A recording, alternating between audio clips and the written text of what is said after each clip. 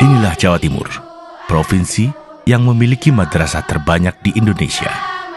Hampir 20.000 madrasah ada di provinsi ini. Namun seperti persoalan madrasah lain di Indonesia, guru madrasah dan guru pendidikan agama Islam di sekolah umum di Jawa Timur masih harus berjuang meningkatkan kualitasnya. Tentu bukan hal yang mudah mengurai persoalan madrasah. Mari kita belajar bagaimana Jawa Timur menjawab tantangan ini.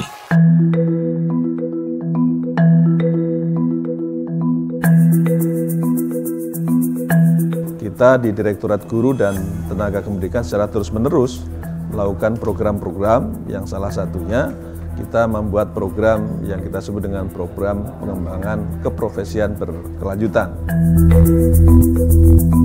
Direktorat Guru dan Tenaga Kependidikan Kementerian Agama sejak tahun 2017 telah mengadakan program pengembangan keprofesian yang berkelanjutan. Program tersebut telah dilaksanakan di 7 provinsi di Indonesia, dan Jawa Timur adalah salah satu contoh terbaik pelaksanaan program pengembangan keprofesian di Indonesia. Langkah-langkah yang kami lakukan dalam rangka untuk peningkatan kompetensi guru, yakni dalam bentuk pengembangan keprofesian berkelanjutan atau sering disebut dengan PKB, ada 3 langkah yang kami lakukan. Pertama adalah meningkatkan kompetensi pengawas madrasah, kepala madrasah, dan kemudian juga kepada guru-guru madrasah.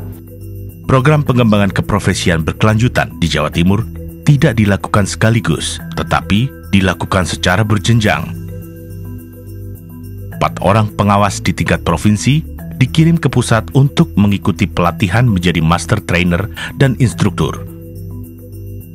Masing-masing trainer yang sudah mengikuti pelatihan di pusat bertanggung jawab untuk melatih tenaga pengawas di 38 kabupaten atau kota. Mereka bertanggung jawab meningkatkan kompetensi kepala madrasah di wilayahnya. Setiap kepala madrasah yang sudah dilatih bertanggung jawab melakukan penilaian kinerja guru masing-masing 10 guru binaannya. Sistem ini tak lepas dari peran banyak pihak, salah satunya Madrasah Development Center. PPM terlibat dalam program PKB mulai dari perencanaan, pelaksanaan, dan evaluasi. MDC juga berperan dalam merencanakan sistem program PKB di Jawa Timur. Di antaranya dalam menyiapkan materi, menyiapkan berbagai instrumen, dan menyiapkan SIM PPKB di Jawa Timur. SIM PPKB di Jawa Timur ini dalam rangka untuk mempermudah bagaimana mendokumentasikan data-data yang terkait dengan program PKB. Nah, dengan adanya SIM PKB, maka pengawas di daerah, di kabupaten ataupun kota ingin melaporkan kegiatan PKKM dan PKG yang ada di daerah itu dengan mudah. Cukup dengan mengirim melalui aplikasi atau secara online.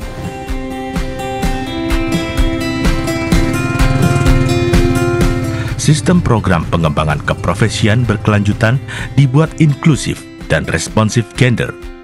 Pelatihan didekatkan dengan lokasi mengajar guru, sehingga guru perempuan tidak perlu meninggalkan keluarga untuk mengikuti pelatihan keluar kota.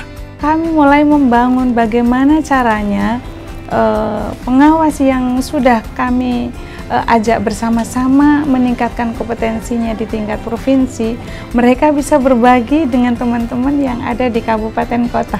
Ini namanya membangun jaringan MLT, multi level training namanya. Kalau kita jumlah total kepala madrasah, guru, pengawas yang ada di Jawa Timur itu tidak kurang dari 122.572 orang, di mana anggaran yang ada di rupiah murni kami di DIPA itu 375 juta. Jikalau 375 juta ini kita bagi dari 100 22.572 orang, maka ketemu per orangnya mendapat anggaran hanya 3.000. Sehingga inilah yang dikatakan bahwa apa yang dilakukan oleh teman-teman yang ada di Jawa Timur, mereka melakukan sesuatu yang berbasis kinerja, tidak semata-mata berbasis anggaran.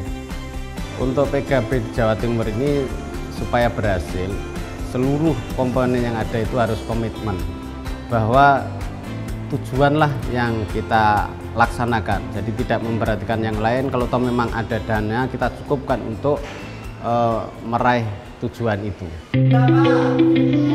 Program pengembangan keprofesian berkelanjutan melibatkan kelompok kerja guru atau KKG, musyawarah guru mata pelajaran atau MGMP, musyawarah kerja kepala madrasah atau MKKM, dan kelompok kerja pengawasan atau POKJAWAS. Program ini meliputi kegiatan pengembangan diri, mendorong publikasi karya ilmiah, dan menciptakan karya-karya inovatif.